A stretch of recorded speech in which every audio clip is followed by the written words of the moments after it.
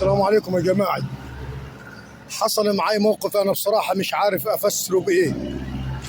اتنين راكبين توك توك وأنا متجه على الجمعية الزراعية اللي هي عند الموقف بتاع الزراير، الموقف الجديد. وقفوا لي اتنين بتوك توك. اه اركب رايح فين؟ رايح الموقف. قلت لهم لا مش رايح الموقف، لأنه أنا استغربت من شكلهم شوية بجد، الكلام ده والله ما في أي هزار. فطبعا استغربت لشكلهم كده، ما عجبني شيء. فقلت لهم لا والله رايح البريد هنا. انا طبعا متجه عليه على المجمع الزراعي اللي في عند جنب الموقف. فطبعا اتنين شكلهم غريب، واحد اللي هو سايق والتاني راكب من ورا. تركب معاني رايح الموقف. قلت لا مش رايح الموقف، انا رايح البريد، لانه ما فيش 10 12 خطوه بيني وبين البريد.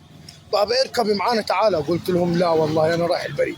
تفضل. اثنين شكلهم ما عجبني شيء، اتقلقت منهم شوي. فانا يعني متوقع والله اعلم انه الاثنين دول في اللي من ورا ديتي معاه حاجه يخدر بيها اللي هيركب، ويديله منوم او يديله مخدر او يديله اي حاجه، بحيث يبقى الاثنين دول خطفوا الشخص ديت او خطفوا البنت اللي هتركب معاهم او اي شخص ايا كان. فانا للتنبيه مش اكثر، ما تركبوش مع اثنين يكون في توك توك يقول لك تفضل اركب معاني.